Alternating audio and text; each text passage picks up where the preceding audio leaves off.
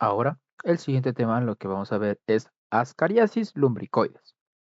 ¿Qué es la Ascariasis lumbricoides? Es una infección dada por el mintos y va a ser más común en el ser humano. Se va a clasificar como geohelmintiasis, ya que va a requerir del suelo para completar su fase infectiva.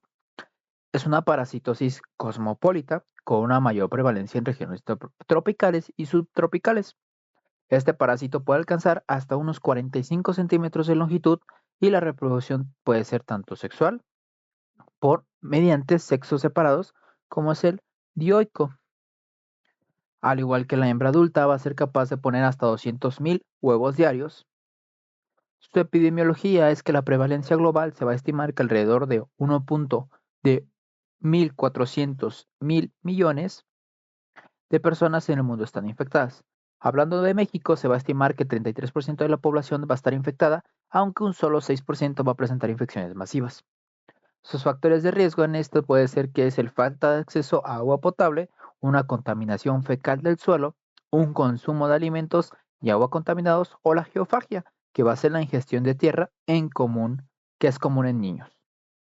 La transmisión se va a hacer mediante la ingestión de huevos larvados que van a estar presentes en aguas o alimentos contaminados y es una transmisión monóxida, o sea, esto quiere decir que el ser humano es el único huésped.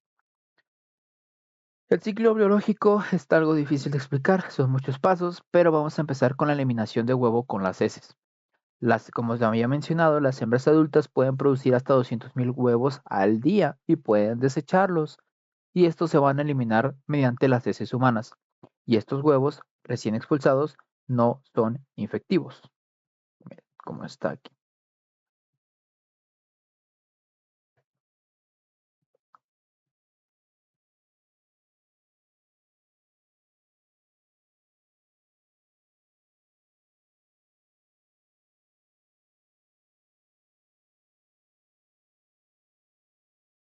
¿Cómo se ve aquí? Miren.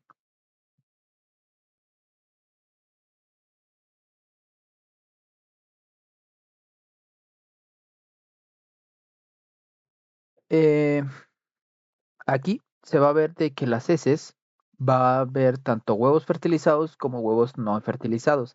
Aquí el que nos va a importar va a ser el huevo fertilizado, ya que este va a ir madurando hasta crear una larva. Pero ahora, el desarrollo en el ambiente, que es la fase externa. El huevo va a requerir una condición adecuada, que en este caso puede ser la humedad o una temperatura de 21 a 35 grados centígrados y oxígeno.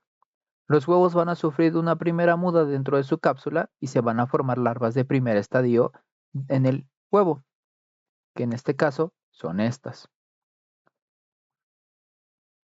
Posteriormente, dentro de 5 a 10 días, estas larvas van a mudar a un segundo estadio y estas van a causar la fase infectante, que en este caso, a ver, aquí van a recibir un nuevo cambio, que es la larva L2, y aquí van a estar la larva la larva L2, que estas ya pueden ser infectantes. Estas son las larvas L2, que estas ya pueden ser las infectantes. Estos huevos van a permanecer viables por varios meses o incluso años en la fase externa o en el ambiente. ¿Cómo se va a producir después? La ingestión de huevos larvados. El ser humano se infecta al ingerir alimentos contaminados de agua o del suelo, con huevos larvados que son los L2. El huevo va a pasar por el tracto digestivo sin ser afectado por los jugos gástricos ni enzimáticos. O sea, va a pasar aquí muy tranquilo este. ¿Cómo se va a hacer la migración la eclosión en el intestino delgado? Cuando el huevo va a llegar al duodeno, la larva L2 va a eclosionar, como aquí se ve en la imagen, y es liberada. Tanto macho como mujer, tanto hembra como macho pueden ser aquí liberadas y eclosionadas. La larva va a medir aproximadamente entre unos 200 a 300 micras y tiene una gran movilidad.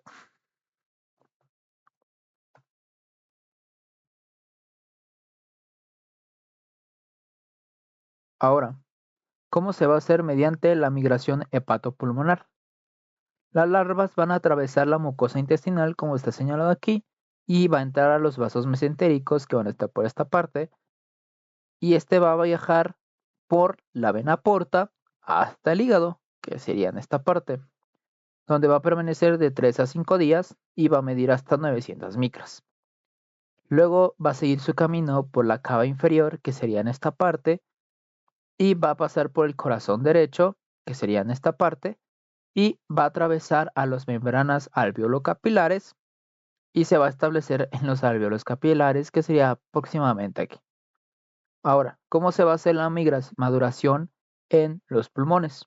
Aquí en los alveolos, la larva puede crecer hasta 1.5 milímetros, perdón, y va a realizar otra muda hasta una larva de tercer estadio o una L3.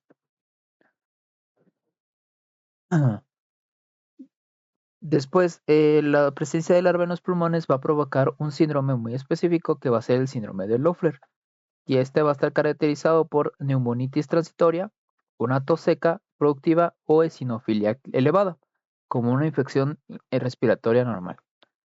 Después, ¿cómo se va a hacer el ascenso traqueal y la deglución?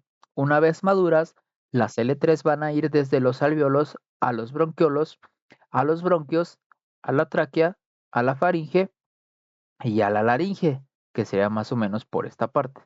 De ahí de la laringe se va a hacer el reflejo de deglución y nuevamente se va a ir por el tracto gastrointestinal, llegando nuevamente al esófago y al estómago.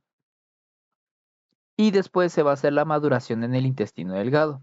Las larvas en el intestino delgado, las larvas L3, se van a tener una siguiente muda o van a hacer una muda a un cuarto estadio que van a ser las larvas L4 y luego van a estar adultos. El desarrollo completo desde la infección hasta la fase adulta va a durar aproximadamente 50 días. Y aquí los parásitos van a llegar hasta su tamaño final, que van a ser hembras entre 15 a 45 centímetros y machos de 15 a 30 centímetros. Ahora, ¿cómo se va a hacer la reproducción y la producción de huevos? En el intestino delgado, los parásitos, al ser macho y hembra, se van a aparear mediante una reproducción sexual. La hembra fecundada va a oviponer 200.000 huevos al día, entre 200 y 240.000 huevos al día. Y el ciclo se va a reiniciar otra vez. Entonces el huevo fertilizado va a crecer, se va a hacer L2, va a estar va a ser ingerido por el humano, va a llegar al intestino, el intestino va a atravesar las paredes intestinales, se va a ir por las venas mesentéricas, este va a llegar al hígado y de ahí va a moverse por la vena cava inferior, va a llegar a la membrana alveolo-capilar, las va a atravesar y se va a alojar en los alvéolos. Después de estar en los alvéolos, va a atravesar los bronquios, la tráquea, la faringe y la laringe, que es por esta parte, y se va a hacer el movimiento de deglución y se va a ir por el esófago otra vez nuevamente. Y aquí, perdón, y aquí en el hígado se van a hacer la fase L3. En el, no, perdón. En los pulmones, aquí ya cuando atraviesan la membrana alveolo-capilar se van a hacer la fase L4. Después, hasta el intestino delgado, cuando ya es deglutido nuevamente y pasa por el esófago, estómago, llega al intestino delgado, se van a volver a hacer fase L, se van a volver a mudar a una fase 4, la L4. Que esto sería, ya después de ahí, la macho y hembra se reproducen y la hembra vuelve a depositar 200 a 240.000 huevos y se vuelve a repetir todo el ciclo. La duración del ciclo, como ya lo había mencionado, puede ser hasta 50 días y la supervivencia del adulto en el intestino puede ser hasta 18 meses. Ahora,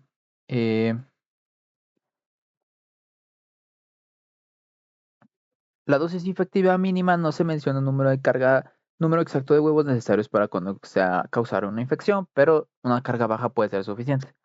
Las manifestaciones clínicas se van a dividir en dos, la fase larvaria y la fase intestinal.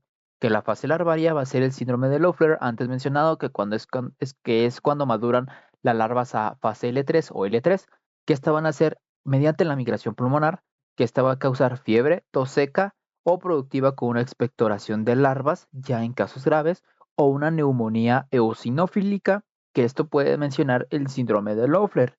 Y va a existir la fase intestinal, que al igual que como todas las infecciones, Se va a dar síntomas leves como dolor abdominal difuso, náuseas y vómito, diarrea o estreñimiento o pérdida de peso. Y ya en síntomas graves va a ser la obstrucción intestinal por el crecimiento y la autoinfección tan crónica que puede llegar a estar a un paciente que esto va a ser una obstrucción intestinal completamente por tanto parásito que se encuentra ahí. ¿Cómo va a ser la respuesta inmune del cuerpo hacia los parásitos? Se puede presentar eosinofilia durante la fase larvaria, que sería en la parte de los pulmones, como en la fase intestinal.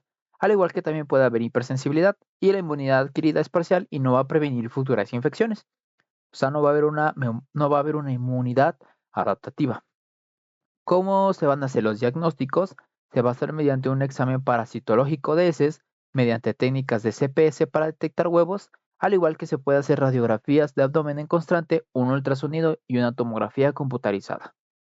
El tratamiento específicamente se va a hacer con albendazol, que va a ser la primera elección, y en dosis en adultos va a ser 400 miligramos sobre día, dosis única, y en niños va a ser 200 miligramos sobre día en menores de 12 años, de 2 años, perdón. Al igual que la segunda elección va a ser mebendazol. Ahí viene la dosis en adulto y ahí viene la dosis en niños. Y la prevención, como en la mayoría de infecciones parasitarias, van a ser el saneamiento básico, la higiene personal, el lavado y la cocción de alimentos y el control del fecalismo.